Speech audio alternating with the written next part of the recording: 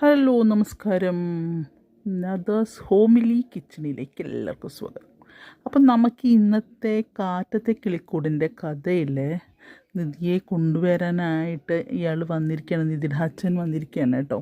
അപ്പോൾ അതിലെ കുതന്ത്രങ്ങളൊന്നും മനസ്സിലാക്കാതെ നമ്മളുടെ വീട്ടുകാർ പാവം ഇതാക്കുന്നുണ്ട്. അപ്പോൾ സുധീഷിന് ഏതാണ്ട് കാര്യങ്ങളൊക്കെ മനസ്സിലായിട്ടുണ്ട്. സുധീഷ് പറയുന്നുണ്ട്, പിന്നെ ഹരീഷിനോട് പറയുന്നുണ്ട്, എടാ ഇതിൻ്റെ പിന്നിൽ എന്തോ ഒരു ചതി നടക്കുന്നുണ്ട്. കാരണം ഇയാൾ എന്നോട് കാറിൽ വെച്ച് പറഞ്ഞത് എന്താണെന്നറിയോ നിനക്ക് എന്ന് പറയാൻ. അങ്ങനെ അപ്പോൾ പറയും, ചിലപ്പോൾ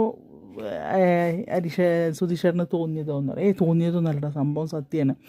ഇയാൾ എന്തോ മനസ്സ് കണ്ടിട്ടുണ്ട്, എന്നെയും നിധിനെയും പിരിക്കാൻ എന്തോ പരിപാടിയാണെന്നറിയും. അപ്പോൾ അതിന് സുധീഷേട്ടനെ കൂടി വിളിച്ചിട്ടില്ല അങ്ങോട്ട് ചോദിക്കുകയാണ്. പിന്നെ വീട്ടിലേക്ക് വിളിച്ചിട്ടുണ്ടല്ലോ, പിന്നെ എന്താണെന്ന് ചോദിക്കുന്നുണ്ട്.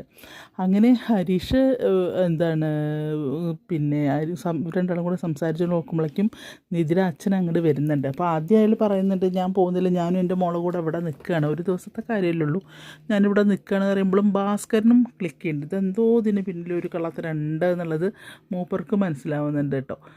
അങ്ങനെ സുധീഷും ഹരീഷും കൂടെ സംസാരിച്ചുകൊണ്ട് നോക്കുമ്പോൾ ഇയാൾ അങ്ങോട്ട് എന്താ ഒരു ഗൂഢാലോചന വയ്ക്കുമ്പോൾ, ഞങ്ങൾ വെറുതെ ഒരു സംസാരിച്ചുകൊണ്ട് നിൽക്കുകയാണെന്ന് അറിയാം. അപ്പോൾ നിങ്ങൾ സംസാരിക്കുന്നിട്ട് ഹരീഷ് അങ്ങോട്ട് പോകുന്നുണ്ട്. ഹരീഷ് പോകുന്ന സമയത്ത് പിന്നെ എന്താണ് ഈ രാജീവ് വന്നിട്ട് പറയുന്നുണ്ട്, എന്താണ് നീ വിചാരിച്ചത്, ഒരാഴ്ചേൻ്റെ ഉള്ളിൽ ഞാൻ അവളെ കൊണ്ടുപോകുന്നതാണ് പറഞ്ഞത്, അതിൻ്റെ ഫസ്റ്റ് സ്റ്റെപ്പാണ്. ഇതിപ്പോൾ ഇനിയിപ്പോൾ ഒരാഴ്ച ഒന്നും വേണ്ട, നാളെ തന്നെ ഞാൻ അവളെ ഇവിടുന്ന് കൊണ്ടുപോകും, നീ എന്താ ചെയ്യാൻ നോക്കിക്കോ. ഇതുവരെ ഞാൻ എന്തെങ്കിലും ആയിക്കോട്ടെ എന്ന് പറഞ്ഞിട്ട് ഞാൻ വിട്ടതാണ്, പക്ഷേ അവൾ എവിടെയെങ്കിലും പോട്ടെ, ജീവിക്കട്ടെ എന്ന് ഞാൻ വിചാരിച്ചോളൂ. പക്ഷേ നീ ഇന്ന് എന്നെ പിന്നെ കാറിലിരുന്ന് വെല്ലുവിളിച്ചില്ലേ, അതുകൊണ്ട് തന്നെയാണ് ഞാനിങ്ങനെ ഒരു നിലപാടെടുത്തിട്ടുള്ളത്. നീ അനുഭവിക്കാൻ പോകുന്നുള്ളൂ. അവൾ ഈ വീട്ടിൽ നിന്ന് ഈ നിമിഷം ഇറങ്ങുന്ന അപ്പം തൊട്ട് നീൻ്റെ കഷ്ടകാലം തുടങ്ങിയെന്ന് ഞാൻ പറഞ്ഞത് വെറുതെ അല്ല നിനക്ക് തോന്നും.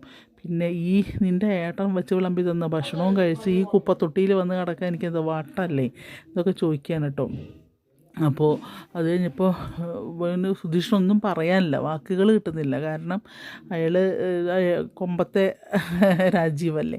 അപ്പോൾ സുധീഷിനാണെങ്കിൽ ഒന്നും പറയാൻ നിവർത്തിയില്ല. അപ്പോൾ നമുക്ക് കാണാമെന്നുള്ളതിൽ തന്നെയാണ് സുധീഷ് നിൽക്കുന്നത്. അപ്പോൾ എന്തായാലും ഞാൻ നിധിനെ വിട്ടു തരില്ല എന്നുള്ള ഇതാണ്. അങ്ങനെ അവിടുന്ന് തിരിച്ച് റൂമിലേക്ക് ചെല്ലുന്ന സമയത്ത് റൂമിൽ പാവം സുഭാഷും ഹരീഷും നികേഷൊക്കെ കൂടെ റൂമൊക്കെ നല്ല പൊട്ടി പിടിച്ച് തട്ടിക്കൊട്ടി വിരിച്ച് ഒരു ഫാൻ കൊടുന്ന് വെക്കുന്നുണ്ട്, ബെഡ് ശരിയാക്കുന്നുണ്ട്.